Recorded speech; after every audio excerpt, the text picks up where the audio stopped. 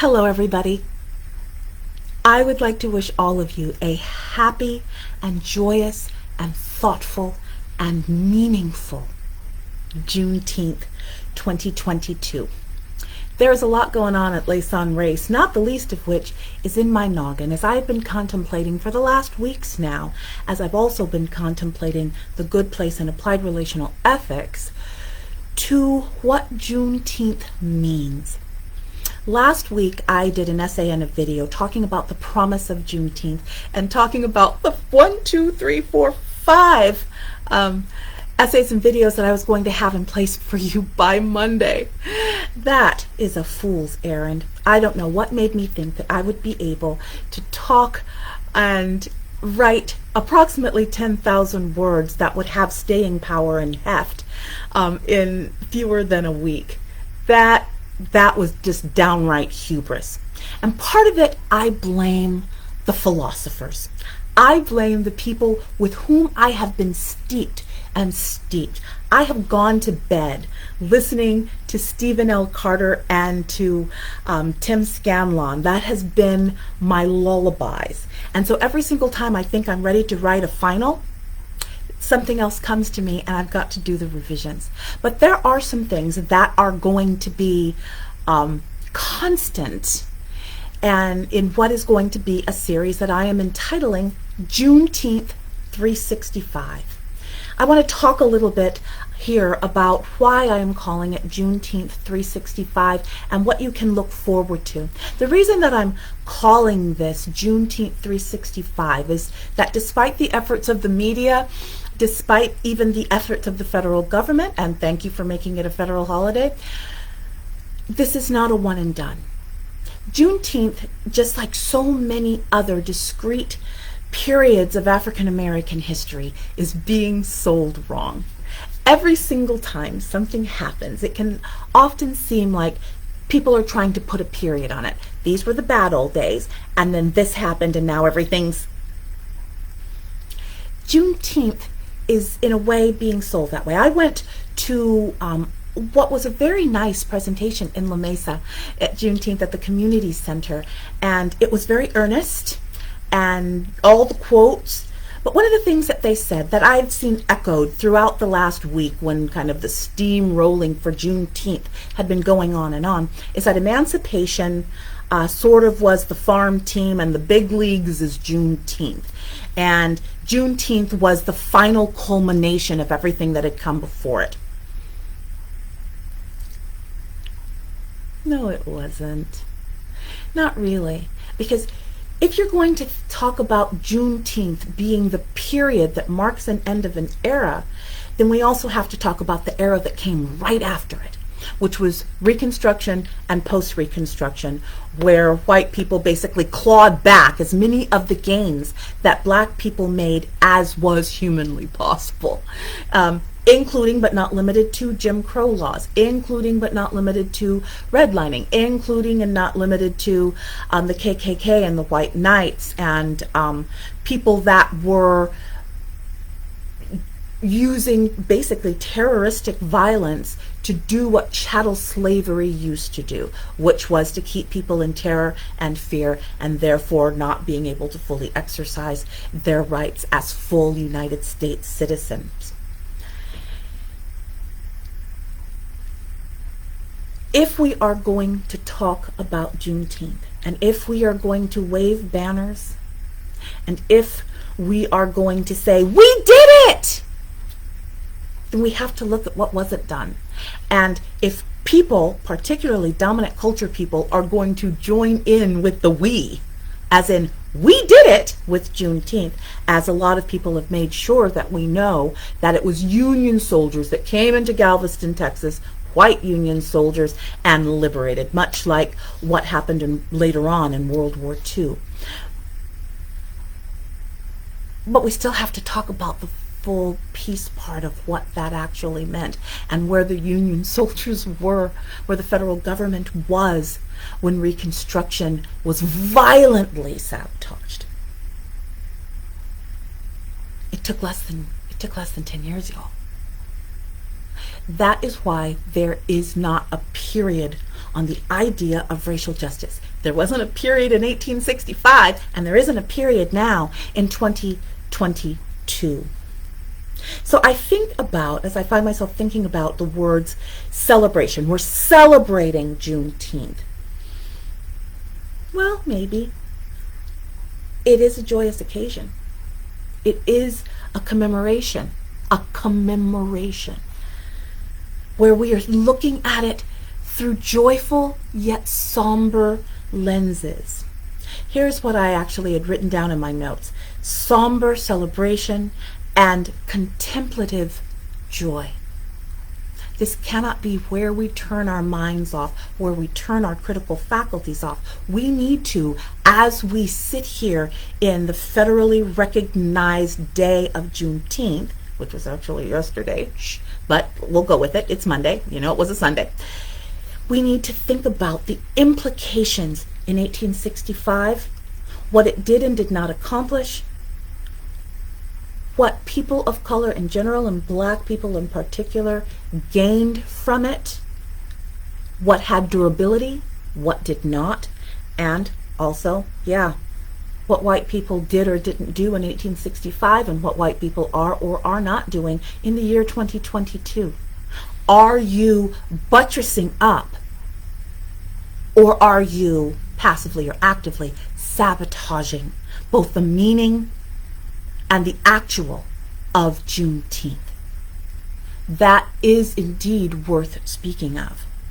Put another way, and it's ways that, I've been talking about Juneteenth to a lot of people, and it has been 5 days, and I think I literally pissed off white people like at least 8 times because I've asked this question: have you earned the right to celebrate Juneteenth? Have you earned the right to include yourself in the we? As in, we did it! People do that all the time. 2 years ago, 2020, in the Black Spring, white people were talking about how much we did.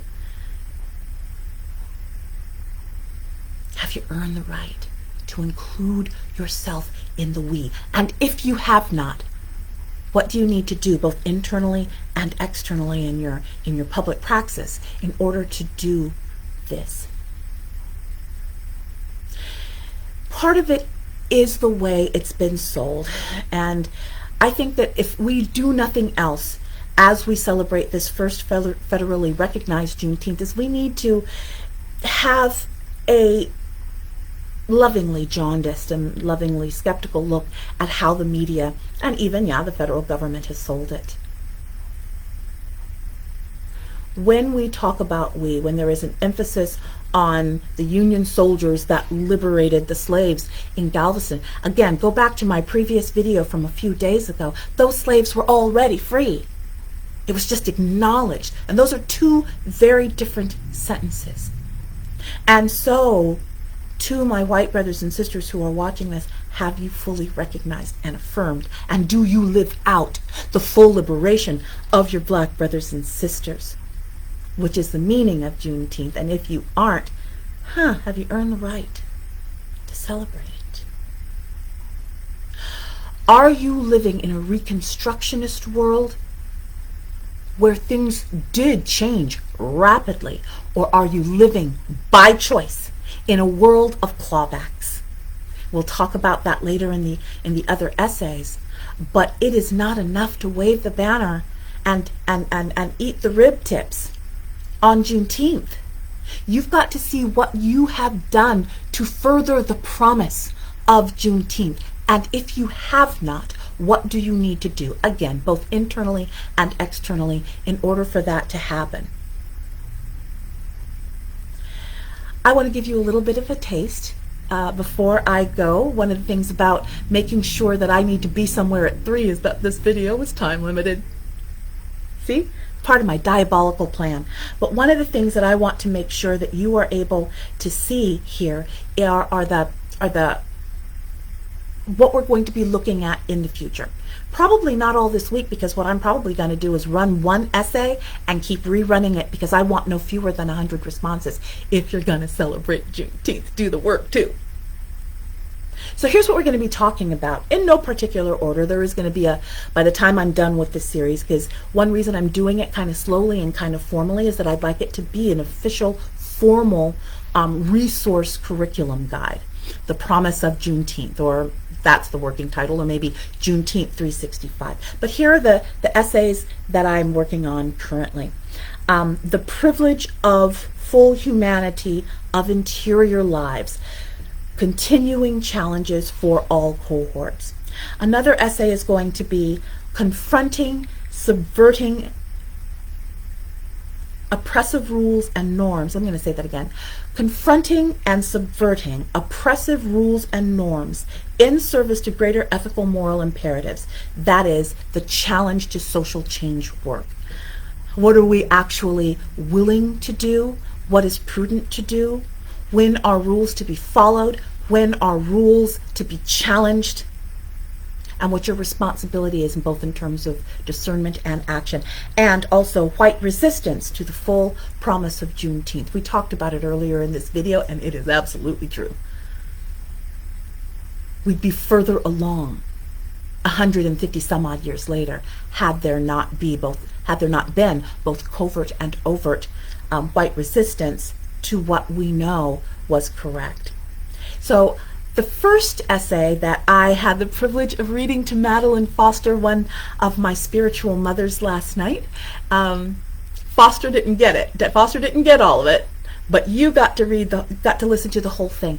I'm going to clean it up before I actually post it up. There's a beautiful graphic that I think you're going to love. And again, until I get 100 responses, I'm going to keep rerunning it and rerunning it and rerunning it, which also buys me time for the other 5. But shh, don't tell anybody. Here's what I've written so far for this one, and the title of this one I think is important. The title of this one, the very first one, is African American Interior Lives, Ethical Imagination and Moral Agency, The Promise of Juneteenth. And this is what I have. It's a little disjointed. I haven't totally cleaned it up, but I want you guys to be thinking about this and commenting on it. And if you give me really good comments, I'll clean it up a little more and add your comments into it. Interactive! Let's read. I have to get it close to my face. It is not enough, not then, not now, to have freedom conferred. It is in the act of knowing and living into freedom, and the attributes and responsibilities, gotta love these glasses, and the attributes and responsibilities inherent in that freedom that matters most. It is important to note that while Juneteenth is designated as a federal holiday, Emancipation Day is not. Emancipation commemorates freedom from. Juneteenth, if we allow it to, commemorates and celebrates freedom to. Because the denial of the humanity of those burdened by chattel slavery was a cornerstone of the justification of the very act of slaveholding. Slaves were seen as less than human, sometimes even considered not to have souls. Chattel denotes property. Property has no feelings to consider. Property cannot make claims as to its worthiness of consideration. Chattel has no interior life or choices as regards to that life. Chattel cannot live out moral imperatives. They also cannot claim moral imperative or consideration from others. Put another way, I can do whatever I want to with this pen. I can write with it, I can throw it away, I can crush it underneath my tennis shoe. It has no feelings, it has no rights, and therefore I have no moral obligation to it. That was indeed the cornerstone of slavery. While it is true that emancipation and Juneteenth broke the bonds of slavery, that was and is not enough for their freedom. What was missing was indeed humanity. For it is thought that only humans are moral animals, that only humans can make choices from the stance of will and can make subsequent discernments. This is, in fact, what makes humans unique. Unlike the perhaps mythical angels and demons, who are almost pre-programmed into their inherent natures, humans have choices. Angels cannot be bad, so their goodness comes with an asterisk. The same with demons. When one is compelled to evil with no power or choice, just like if one is compelled to goodness with no agency or choice, is it actually evil? And in the case of angels, is it actually good? The ending of slavery, well, ended-ish, an era of subhuman status. But like with angels and demons, our humanity comes with asterisks and footnotes. This is where we consider just what emancipation and Juneteenth has and has not accomplished for descendants of those enslaved. This is also where we pause and consider just exactly why those asterisks and footnotes exist and to whose benefit. This is a good place to consider the concept of ethical imagination. Some might well wonder, Lace, what do you mean when you say ethical imagination? I'll tell you. Ethical imagination, while indeed a crucial ingredient of a comprehensive and integral ethic, is an ingredient that requires other ingredients, some of which are awareness, some of which are language, some of which are a certain sort of vision, a masala, a blend of spices, however, yet to be fully articulated. Now, this is a very big deal. Here's a story that I'm going to try to tell really fast. In hindsight, I knew what I wanted to do and what I wanted to explore and what I wanted to be the focus of my life from a fairly early age. The stirrings came in latency when I was somewhere between 8 and 11. And early adolescence, when I was say 12 to 15, I had a vague idea that I wanted to help people. And I was, and still am, very immersed as to why people did the things that they did and how they came to discernments. And as well, I've always had an interest in the tension, the dissonance, the contradictions between who people actually are and who they want to be, and crucially, who they say they want to be, who they actually are and how they actually live, who I actually am and how I actually live. In short, a life immersed in ethics and in her cousins, theology and psychology. But back in the day, in the early and mid 70s, I did not have the words, nor crucially the example, to even consider shaping this amorphous sort of blob into something I could actually consider. In short, one cannot become what one cannot articulate. Now think about Juneteenth as I say that. One cannot become what one cannot articulate, however nebulously. And as important, what one did not have examples with whom to identify or to counter-identify. You need examples, either an example to imitate or an example to push away. This is one of the most insidious legacies of entrenched societal white supremacy.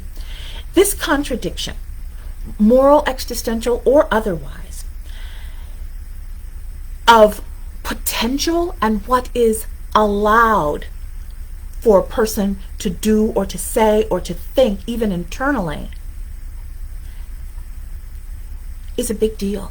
Often the disingenuous excuse by white people has been and still is that black and to a lesser extent brown people are not capable or doing or thinking at what is considered an elevated level, which justifies the contraction and the subjugation and the curtailments of the rights and privileges of full humanity. Acknowledging and affirming the full and unfettered humanity of descendants of those enslaved is something that white America, as a group, has been loath to do. Again, have you earned the right to celebrate Juneteenth? Unaltered freedom.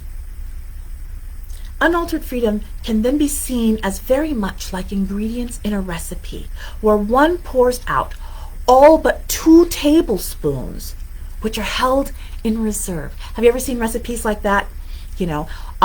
16 ounces minus 2 tablespoons of water. A half a cup minus 2 tablespoons of flour. Now, to the naked eye, it looks like full measure, but the results, when it comes out of the oven, are radically different. These crucial 2 tablespoons or teaspoons are what have often made for the subjugation and oppression of the last 157 years. And I watched Madeline nod her head like a bobblehead when I said that last night.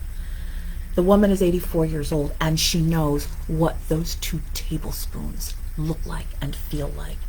It's what's made it difficult for America to fully see African descendants of slaves as deserving of full citizenship.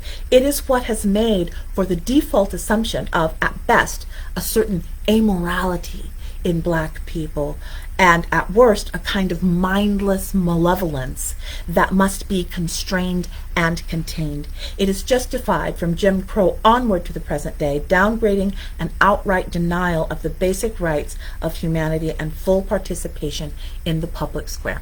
I'm going to do my conclusion when I come back from my appointment, but right now I want you to think about everything I've said. If you have any comments or questions, put them in the comments below and I'll incorporate them into the finished essay and video. I'm excited. If you like what you're hearing, if you are challenged, if this is you want to see more of this, please do consider subscribing to and supporting in a tangible way the Lace on Race Center for Racial Equity, of which Lace on Race is a part. Full information will be down below, if not by me, by one of leadership team. And look forward to the series where we delve deeply. And I'm excited about this because as we talk about applied relational ethics, we're also going to be talking about the promise of Juneteenth, and you're going to see just how intertwined the relational is with the institutional. I cannot wait to delve into this as we, for the rest of this year, live out Juneteenth 365. I love each and every one of you, and now one of my things that I'm going to be doing, in addition to asking for your financial support at the end of each video, and don't punish me for that, is also saying, if you like it, or even if you didn't, it's really hard to just talk into a monitor. It's hard to talk into a screen. Leave a comment below to let me know that I'm not alone, to let me know that there's someone on the other side of the screen that I am engaging with and relating to. I hope you have a wonderful day, and I can't wait to talk to you later on today. Mwah!